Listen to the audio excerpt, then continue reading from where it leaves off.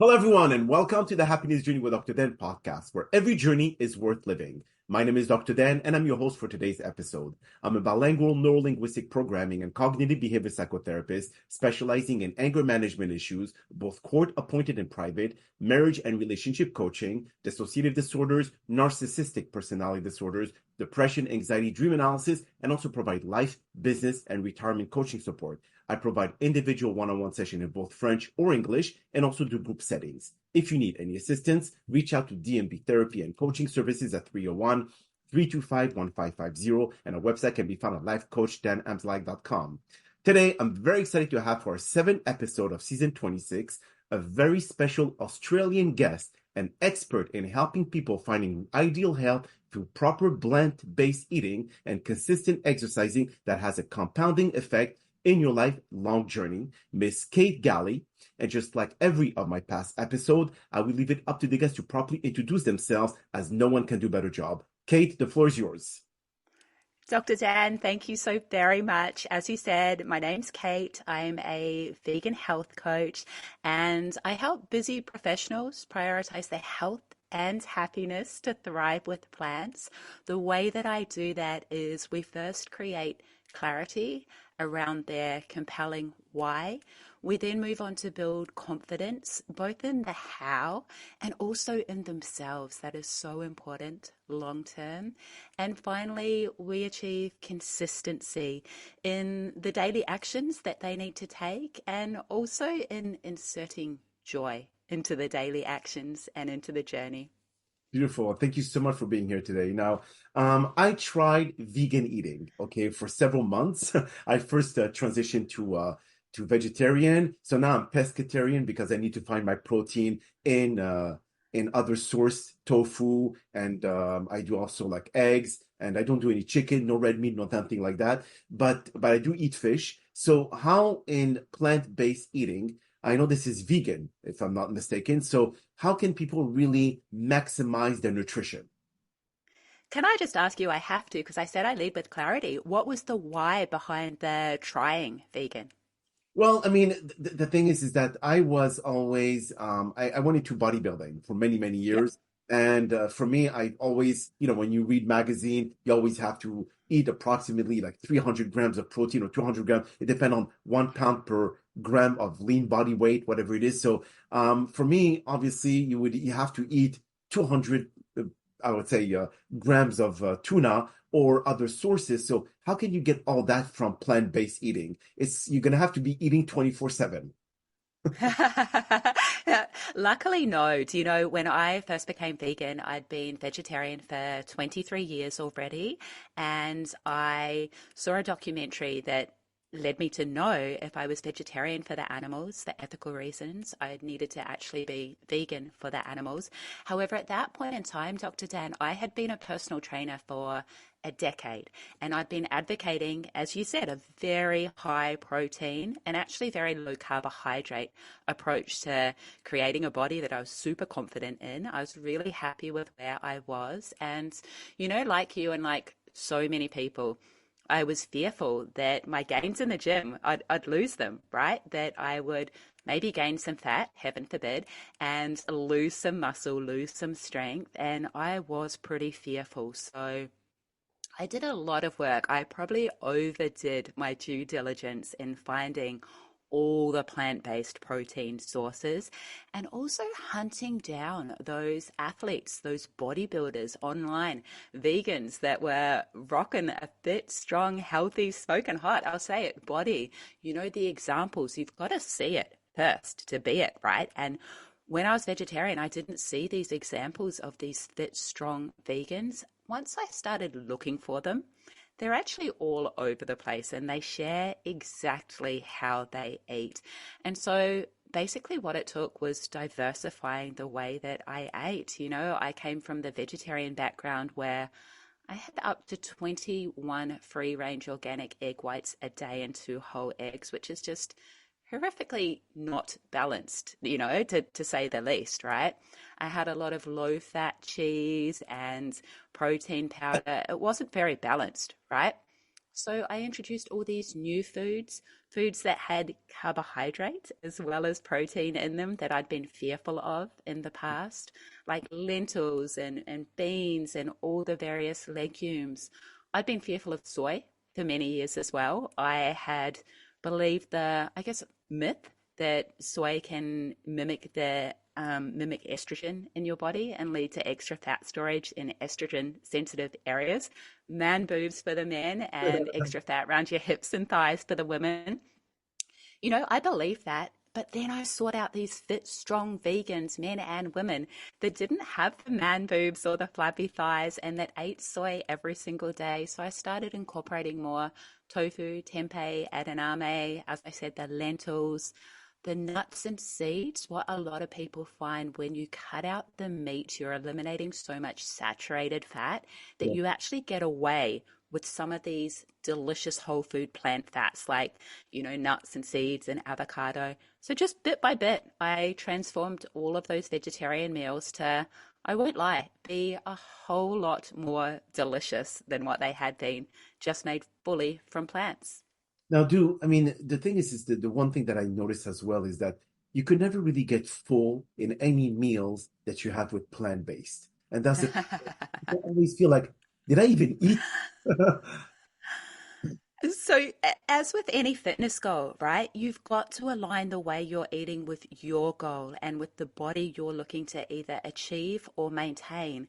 And so, if you looked at the vegan bodybuilders, the Nemo Delgado or the Hench Herbivore or the Corinne Sutton, if you ate the way that these individuals, chock a block with muscle, if you ate the way that they eat, then you would absolutely be satisfied because they're not just prioritizing the plant protein and the good fats, but they've also got the really satisfying, substantial carbohydrates and grains. And, if you eat the way that some 20-year-old, or even myself early days, if you eat the way that some young female who just wants to be as lean as possible eats, and it's just big leafy salads with 50 grams of tofu, you're not going to be satisfied. It's not going to be enjoyable, and you're going to lose a lot of muscle. And you will believe that vegan doesn't work for you. It's just that approach didn't work for you. Okay, so what are I mean, based on your experience, Kitty, what are the best approach? And I know it's not universal. You'll have to really learn about your own body, but which one worked for most of the people that you coached? So far as your nutrition, Yes. okay, so I think you've got to make it easy to start. It can feel really overwhelming. So if you have meals that you love, and I get so much joy from food, I love food. If you have foods you love that are almost vegan, they're the easy wins early days. So if you love your oats with protein powder and nuts and seeds and fruit, you're just going to swap it to a plant milk. I'd choose one that's been calcium fortified and has more protein, like soy has more protein.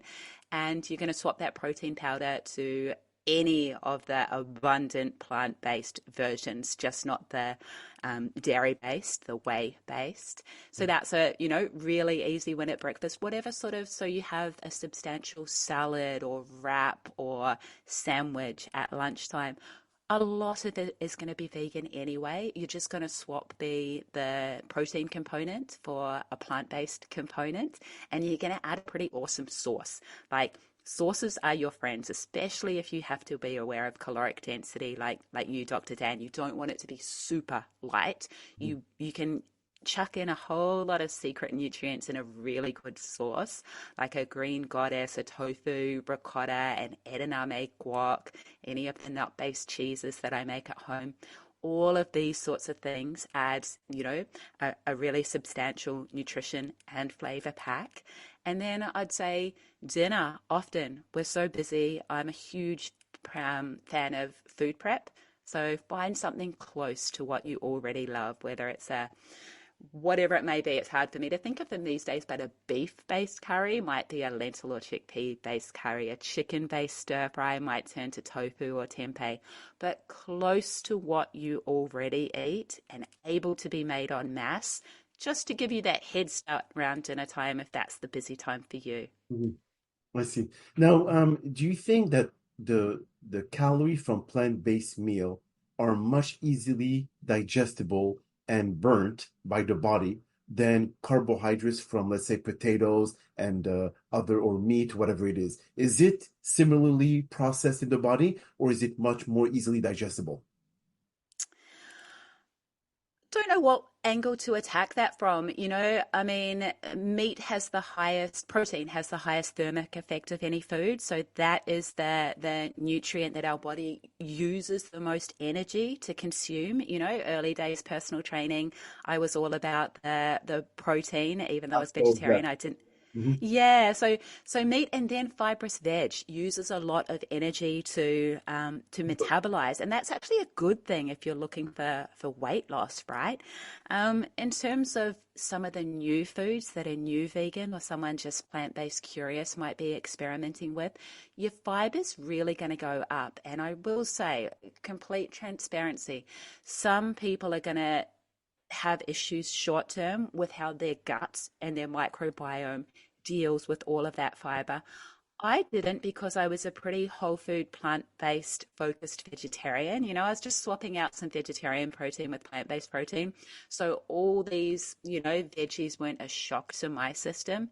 However, if they are a shock to your system, you've just got to go low and slow. It doesn't mean it's bad or wrong or won't work. It just means your gut can't handle huge changes overnight. You've got to be patient with it and wait for it to catch up. So would you recommend people to first, those who actually eat red meat or poultry and all that, to start with going pescatarian, then go vegetarian, and then go vegan? Because you cannot go from eating meat or poultry directly to vegan. That you're going to give a big shock to your body. So is the transition, and what would be the timing they should use or stay in for each transition? Again, everyone's different, as you've pointed out. I will say you can go straight overnight. I've heard many people, and again, it comes right back to your why, that clarity. If you're the individual, such as myself, and you're going vegan for the animals, if it's an ethical consideration, you can make that point blank change overnight, and you might have to adjust your strategy. If your body gives you feedback that this was a little bit too fast, you might have to be, all right, we'll have a few more maybe of those transitional, more processed vegan foods, not just all the abundant whole food, cruciferous veg and lentils that are super fiber dense. So you can do it overnight. However, if you're going vegan for your health, if that is the primary concern, and if you're already in great shape or whatever it may be, and you feel like for you, gentle steps, slow progress is going to be the better approach, then absolutely you can do that. It depends where you're coming from. Personally, if I had my time again, I'd probably cut out dairy first, just for the numerous negative impacts on my body that had. If I had my time again, I'd go back there. Um, it is a what works for you scenario, but again, I would urge our listeners to get super clear on your why and let that guide your decision making process. If your why is purely about your health, then maybe you're going to cut out some of those like really rubbish foods first, and your more high quality animal products are going to be the last to go because maybe your body's not suffering with them, and it's just an ethical decision or an environmental based decision to let them go. I see. Now, would you recommend those who actually goes directly to a vegan diet to start taking some probiotics as well, to kind of help the system kind of like assimilate much easier the transition because this is a severe shock to the body. So we're talking about kind of like the transition in time, which depend on each and every one. I agree, but the thing is that if they start feeling pain or feeling discomfort, this is not sustainable. Um, I agree to a point. Again, I wouldn't say it's necessarily a severe shock to the body. Probiotics are something that you can turn to if you feel like you need it. The only supplement I would strongly recommend is B12. Some people supplement with omega 3s as well. I just get them from plants, it's fine. The probiotics are not necessary, I would say. I think first step, focus on prioritizing whole plant foods. So a diverse, colorful amounts of whole plant foods, and see what feedback your body gives you. I mean, To share my personal situation, I had taken on all this propaganda, all these myths of how unnatural it was to not eat animals and how I was making it so much harder for myself, and I probably wouldn't be able to maintain my body and my muscle and level of leanness. So when the least tiniest little thing happened about 12 months into my vegan journey, I started blaming the diet as well. I was like, I must be lacking something because I'm vegan and that's weird. And I went and got all my bloods done, and my bloods were absolutely fine. The problem was that it was December and I'd been working like a machine all year. And I always get really tired around December because I want those 2 weeks off at the end of the year, right? So, yes, you have to be mindful of your health and how your body is responding, but don't over fixate on the fact that this is a really big deal and it's going to cause problems in your body, because that's not a healthy or fun or effective approach either. I see. Now, I know that a lot of people who boil vegetable, when you boil or whatever it is, you lose all the nutrients in the water. So you recommend them to steam those vegetables to be able to maximize the amount of nutrients from them, or what other ways can they basically eat all those crudités? Besides, well, crudité is dry, but all the vegetables that they could maximize their food intake. I love this because it reminds me of when I first went vegan and I was the vegetarian personal trainer in a gym bro gym. I rocked into the gym. I announced I was going vegan. One of the other trainers announced, well, goodbye lean muscle mass. Obviously, he was wrong. However, I got overly diligent, and basically every single meal I wanted to hit every single micronutrient possible that I might be missing out on, right? And so point being, my meals were pretty unfun and not that delicious and way too much effort from the get-go. And that's what I mean with your not being fearful of the cooking approaches. We don't need to overcomplicate it. If we start with these whole plant foods, a diverse range of them, and give them the same cooking respect that you've given meat, right? You don't just eat a slab of raw chicken, or you just chuck it, you boil it in water. You give it more respect, you season it, you marinate it, you char it. Your vegetables are going to respond at least as well. When you buy what's seasonal and you give them that seasoning and that charring, that umami goodness, right? The fifth taste that just give me more type of umami flavor that's imparted by cooking methods and particular ingredients and herbs and spices. That's my recommendation. I mean, I love roasting and baking because I love crispiness. I love to aim for about half raw a day, so half cooked and half raw, just because, as you say, you don't want to cook away all the nutrients. I love the air fryer because that makes these things quick and crispy without, the oil or the time. So whatever works for you. I see. Now, for the people that you coach, Kate, what changes have you seen in them in terms of the weight loss? Because a lot of people they when you go through a drastic change, for example, like a keto diet, okay, Hmm. people go through the keto flu because they basically get rid of all the carbohydrates and all that. In the vegan diet, the carbs are still the same amount that you could intake, Hmm. right? Or it's Hmm. a change that you have to do as well. Yeah. No, I mean, the carbs may go up, they might be the same. It's again kind of dependent on what works for you. Because naturally, a lot of plant foods, and this is where we started, a lot of plant foods naturally have a lower caloric density. So Correct. so if your goal is weight loss, well, that's a happy side effect, right? You can eat the same quantity and lose weight. So that is amazing. Big, huge, abundant bowls of colorful food and lose weight without ever feeling hungry. Amazing. That was my dear mum's experience and some of my clients' experience that had a weight loss goal.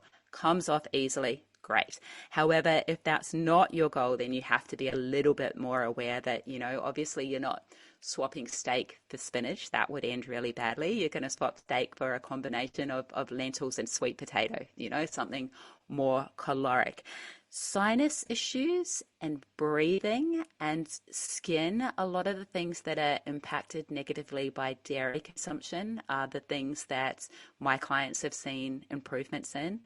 So far as athletic performance, if you have less inflammation in your body, which is the way that it is when you eat primarily plants and not these inflammatory animal products and processed products as well, right? It's not just animal products.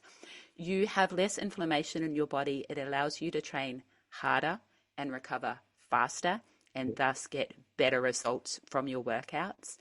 I would say the biggest benefit, though, is the release of pressure that you feel from living a life that was incongruent with your values and beliefs. Most people, and this may be down the line, it was immediate for me. It was a few months in for my mum. I've seen it with so many of my clients. If you believe I'm a kind, compassionate person and I love animals, once you take them off your plate, whether it's for health reasons or whatever, your heart and mind opens more to the plight of the animals and you feel a weight of incongruency lifted off you. Nearly every vegan I've interviewed and spoken to speaks to this, and that has to be one of the greatest benefits. That's amazing. And so you've been a vegan for how many years? You said you're a vegetarian for 23 years, but a vegan for how long? But over 9 years now. 9 years. Okay. But if you're already healthy from the get-go, what other changes have you seen in you by being? Yeah. So physically, there really weren't many changes, and that was my goal. I wanted to maintain the same body, just eating zero animal products. It's more just the, as I said, the weight that was lifted from that incongruence because I'd been vegetarian for the animals, right? That was the only reason. And so that was the main change that I saw.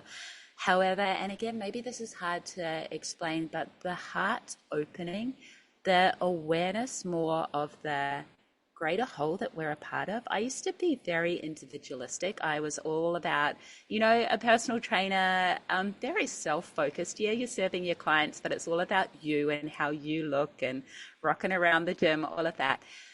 But it opened my heart and mind more to this big, beautiful world and everyone that we share it with. I've since learnt that there's no limit to your compassion. It's not just a compassion for the individual humans you're closest to and potentially the companion animals that you love. We have limitless compassion. It basically expanded that circle of compassion for me. Mostly for better. It breaks your heart when you have even more awareness of all the cruelty in the world. But that was probably the biggest change for me. And do you think that in terms of, because I know that meat becomes very expensive when it comes to, even in the US, and all the food that people eat on a day-to-day basis and they pollute their body with that food. But do you think that people can live in a good budget by eating vegan? Is it cheaper? Or is it more expensive because there's so many other, it's much more expensive to get the vegan side of it? Yeah, great question. If you eat whole food plant-based vegan, so if you're eating your lentils and chickpeas and seasonal veggies and all of that, definitely 100% so much cheaper. Basically, the prices haven't even gone up. It is amazing. However, if you eat all the processed vegan foods, which are fine if they're transitional food, if you live on burgers and pizza and you want to buy plant-based burgers and pizza, you can get them. They're not healthy. If you're doing it for the animals, amazing. They're not healthy, and they likely are more expensive. They're not as subsidized by the government for a start. So Okay. that would be a really expensive way to do it. Again, early days, I probably bought a few burgers, not ones pretending to be meat, but I'd buy the black bean burgers. I'd buy a few things just to make it easy while I was learning. And then gradually, bit by bit, I've started to make all these things from scratch just because, I know they're better for my body, they're healthier, I'm getting nutrients as well. So I'll make my vegan mayo now rather than buying one that's 75% fat and $6 a little bottle. Yes. I'll make it. And it's the same with most foods. Yeah, this is the main concern that I've seen is that when you look at Beyond Burgers and all the Hmm. processed, I would say plant-based meats or non-meats, they're 3 times the price of regular Hmm. meat. So people will say, well, might as well eat the real meat. And they said it's healthier to eat a real meat compared to those who are processed vegan. So that's where it confuses people. I'll say, well, how can we make this? Like when you look at Whole Foods, owned by Amazon now, you go in and you leave with a $600 bill, and your basket is almost three-quarters empty. So the thing is that how can that be affordable for people who want to transition? hmm Yeah, it can't. I will say I'm very happy that all those processed vegan food have got the message. Like they've gone through a growth period. Like first, it was just trying really hard to mimic the taste and meal mouth feel of these animal-based products. So that was what they wanted to do first. And then they were striving really hard for price parity. Some of them are there now, not all of them, obviously. But the third phase of all these processed vegan foods is to be more natural, to have less ingredients, to have easily recognized ingredients. They get that now. They want the same taste and mouthfeel. They want price parity and they want minimal ingredients that we all recognize. So they're well on their way. And, you know, I share this with all new vegans in the same way that don't be disappointed by a recipe flop, right? You try something, it's rubbish. Don't blame like all vegan meals or your cooking skills. You've cooked plenty of bad meat meals in the past, right? So it's the same with a bad vegan processed product. If you try one and it's rubbish or it's full of stuff you don't recognize, just hunt around until you find the better version. They're out there and they're coming like day by day, even more of them. Beautiful. Now, how many years have you coached people to not convert them to veganism, but to at least help them transition into something that is healthier for them? Oh, so that's an interesting question. I mean, from day one, 9 and a bit years ago, I won't even beat around the bush. I was that angry vegan flying my little vegan flag all of the time.